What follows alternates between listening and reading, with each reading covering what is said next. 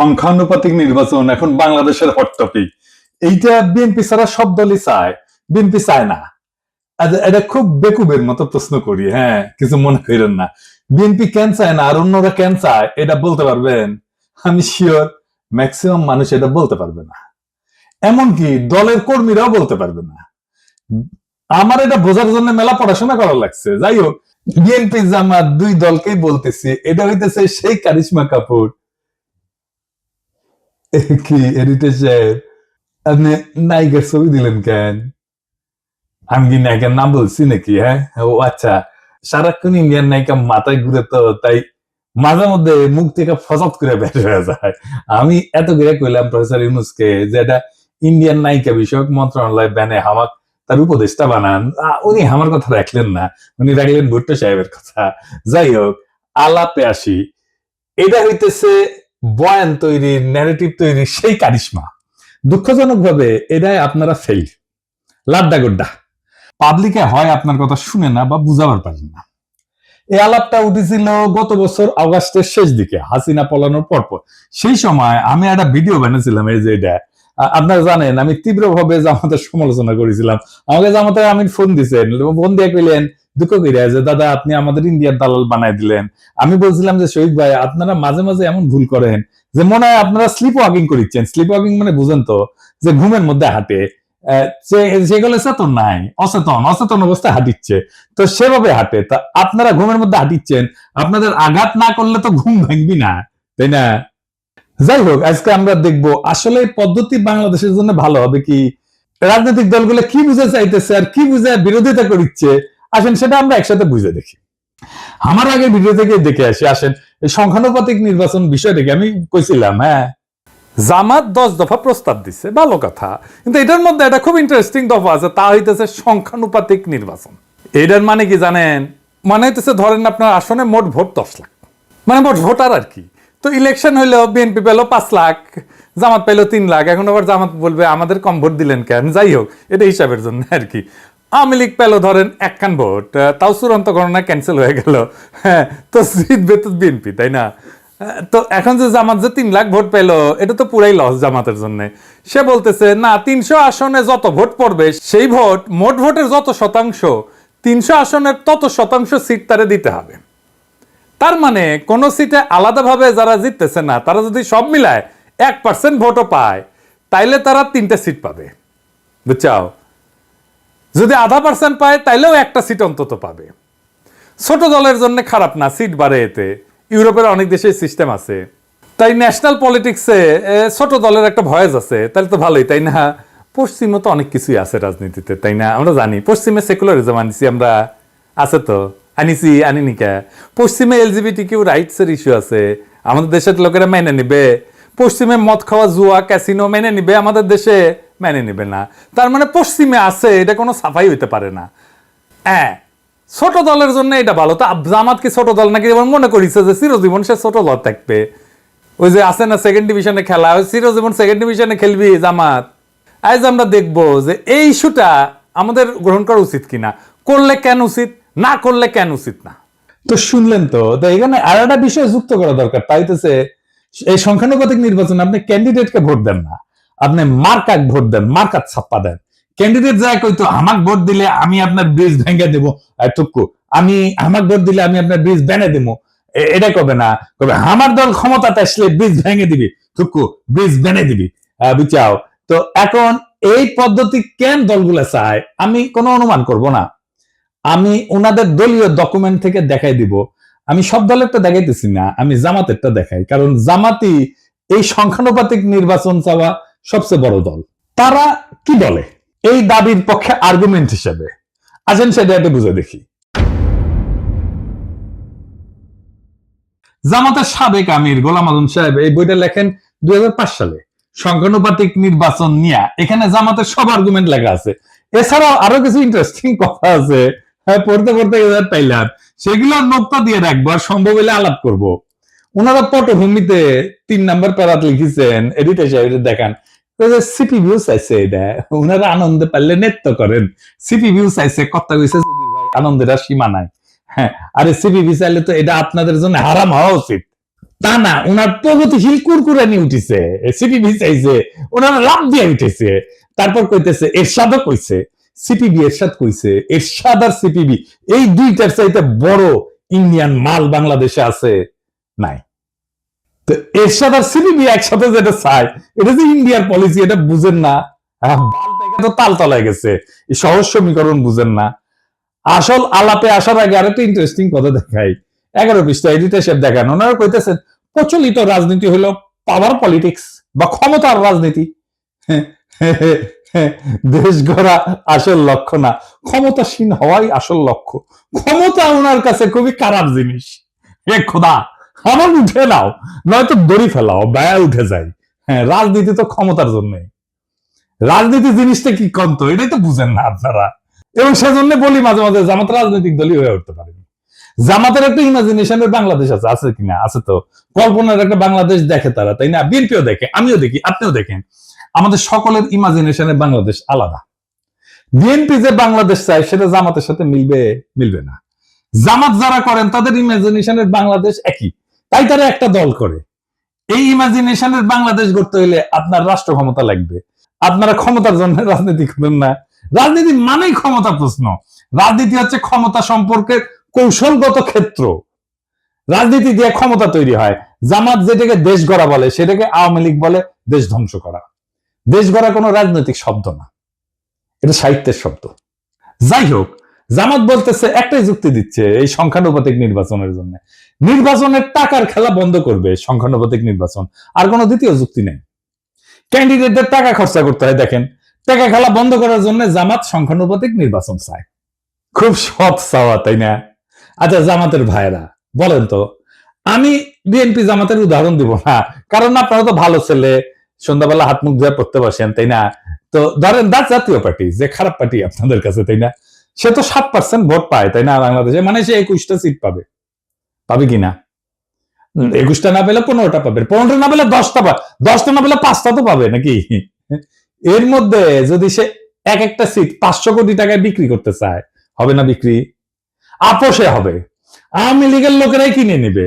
মজা তো, এলাকায় যাইতে হইলো না, মারপিট করতে হইলো না, ক্যাম্পেইন করতে হইলো না, ভোট কেন্দ্র দখল করতে হইলো না, এমনকি রাজনীতি করতে হইলো না, আপনাকে এমনকি নমিনেশনও কিনতে হইলো না। শোনা যায় নমিনেশন দিয়ে অনেকে টাকা পয়সা নেয় আর কি, অনেক দল আর কি। না, আমার কইলাম না আর কি, আপনারা জানেন।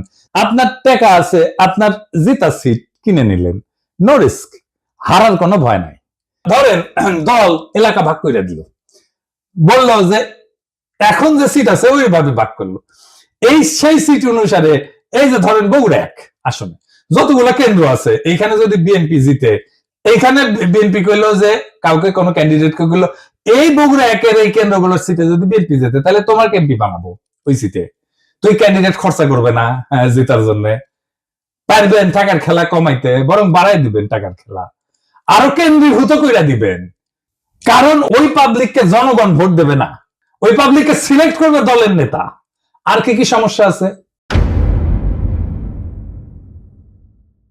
বাংলাদেশের প্রধান রাজনৈতিক দলগুলোতে তো আভ্যন্তরীণ গণতন্ত্র প্রায় অনুপস্থিত, নেতৃত্ব অত্যন্ত কেন্দ্রীভূত। এই পদ্ধতিতে, সংখ্যানুপাতিক পদ্ধতিতে দলীয় তালিকা তৈরি হবে কেন্দ্রীয় নেতৃত্বের মাধ্যমে। এটা স্থানীয় জনপ্রতিনিধিত্বকে দুর্বল করে দিবে। দলীয় নেতৃত্ব ক্ষমতা আরো কেন্দ্রীভূত করবে এবং স্থানীয় পর্যায়ে জবাবদিহিতা কমবে। দলের শীর্ষ নেতৃত্বই নির্ধারণ করবে কে সংসদে যাবে। ভোটারদের প্রত্যক্ষ ভোটের ক্ষমতা কমে যাবে। মানে এখন তো জনপ্রিয় নেতা হলে তার জেতার চান্স থাকে, তাই না? মানুষের কাছে ভালো হইতে হয়, সেটা কোনো দরকারই পড়বে না।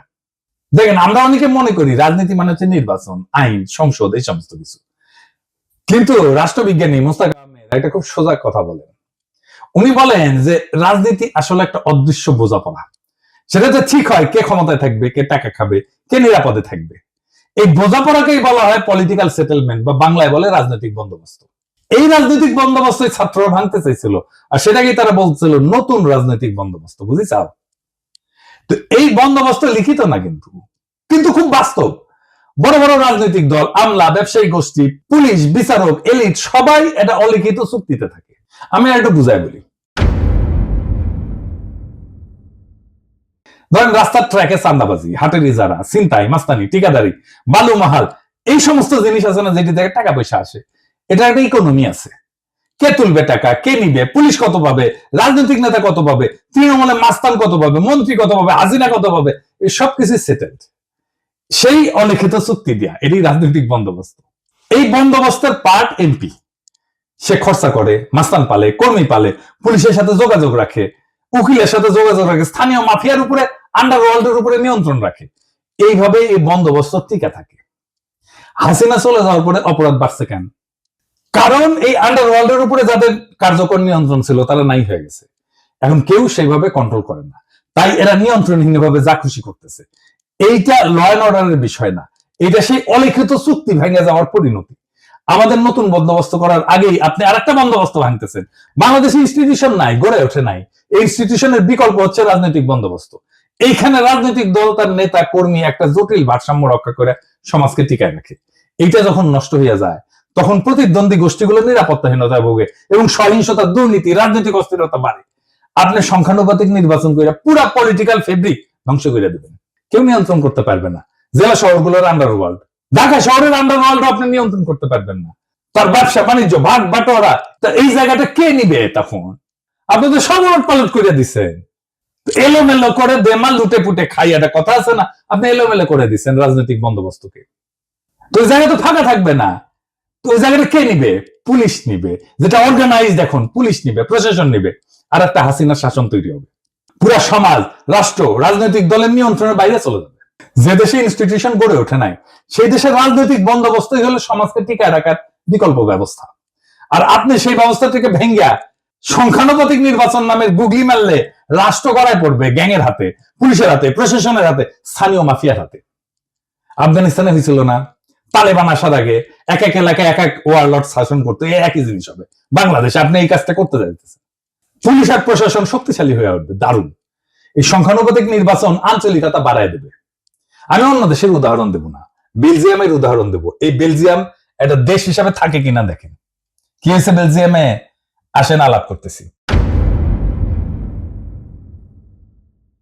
বেলজিয়াম তো একটাই দেশ, তাই না? কিন্তু এর ভেতরে আছে দুইটা বড় জাতিগত ভাষাগত গোষ্ঠী।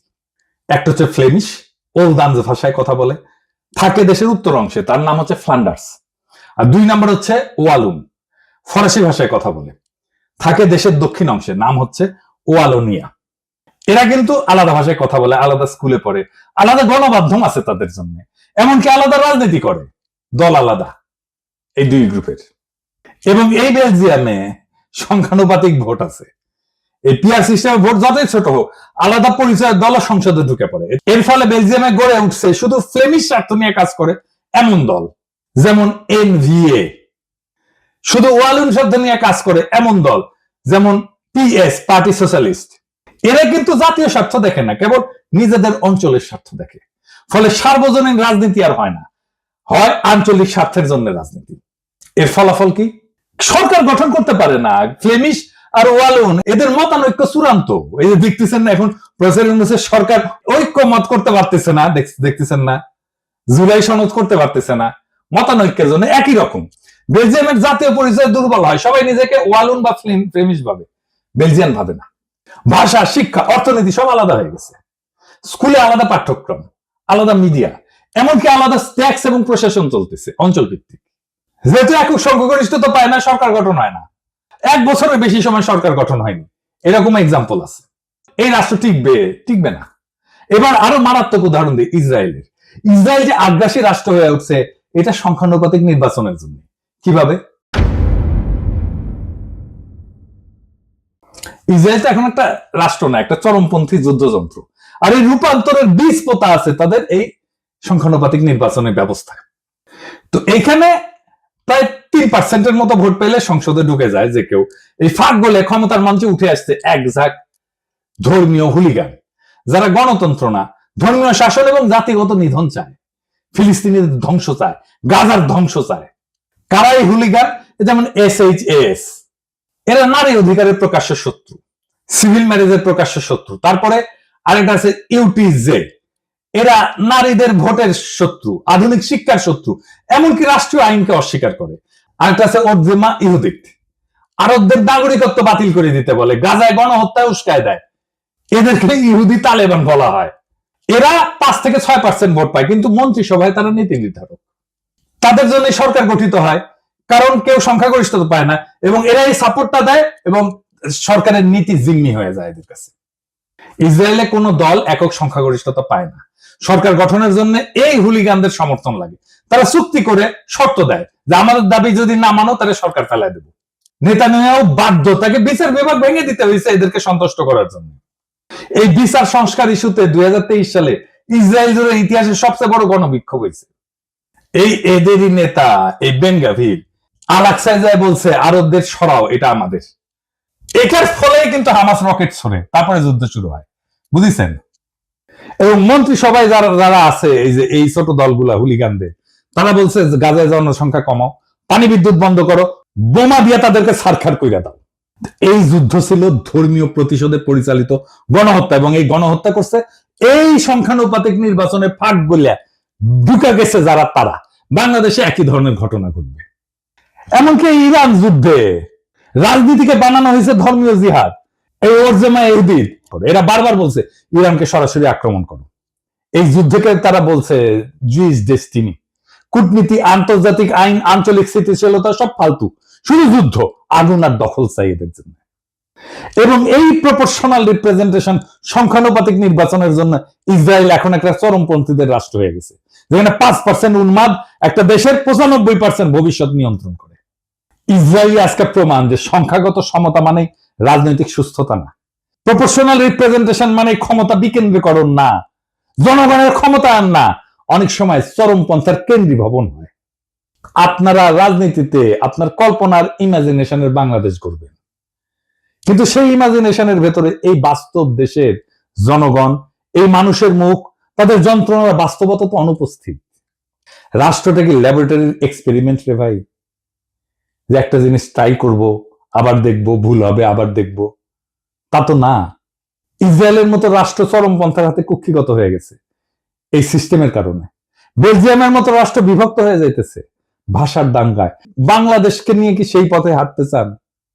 আমরা কি দেখতে যাচ্ছি? এমন একটা দেশ যেখানে ভোটার থাকবে কিন্তু কোনো প্রতিনিধিত্ব থাকবে না, যেখানে রাজনীতি থাকবে কিন্তু রাষ্ট্র থাকবে না, যেখানে রাষ্ট্রের নিয়ন্ত্রণ থাকবে স্থানীয় গ্যাং, পুলিশ আর প্রশাসনের হাতে। শক্তিশালী ইনস্টিটিউশন না গড়ে ওঠায় যে রাষ্ট্রের প্রত্যেকটা জেলা এখনো একটা রাজনৈতিক বন্দোবস্তের মধ্যে টিকে আছে, এই প্রপোর্শনাল রিপ্রেজেন্টেশন সংখ্যানুপাতিক নির্বাচন আইসা সেই সামাজিক ভারসাম্য ধ্বংস করে দেবে, রাজনৈতিক ভারসাম্য ধ্বংস করে দেবে। নতুন কিছু গড়ার আগে পুরনোটাকে ভেঙে ফেলতে চাইলে দায়িত্ব তো আপনার রে ভাই। কিন্তু যদি আপনি না জানেন কি ভাঙতেছেন, তাহলে আপনি তো স্থপতি না, আপনি তো ধ্বংসের কারিগর। বাংলাদেশ আজ এক ক্রসরোডে দাঁড়ায় আছে। কিছু দলের ভুল সিদ্ধান্ত, কিছু বুদ্ধিজীবীর নির্বোধ গুগলি আর কিছু বিদেশি থিঙ্ক ট্যাঙ্কের ঠাইসা দেওয়া এক্সপেরিমেন্ট, এসব মিলা আজ রাষ্ট্র এক ভয়ঙ্কর জুয়া খেলায় ঢুকে পড়ছে। একটা দেশ যেটা গণতন্ত্র ছিল ভঙ্গুর, আইনের শাসন ছিল কাগুজে, সেই দেশে আপনি যদি রাজনৈতিক বন্দোবস্ত না রেখা এই সংখ্যানুপাতিক নির্বাচনের সিস্টেম চাপায় দেন, তাহলে ওরা গড়ে উঠবে তা গণতন্ত্র না, তা হবে পলিটিক্যাল মাফিয়ার এনক্লেভ। আর মানুষ শুধু ব্যালটের সেরা কাগজ হয়ে থাকবে। আমরা কি একটা রক্তাক্ত বিপ্লবের পরে এমন একটা পরিণতি চাইছিলাম? বিচারের ভার আজকে আপনাদের উপরে দিলাম।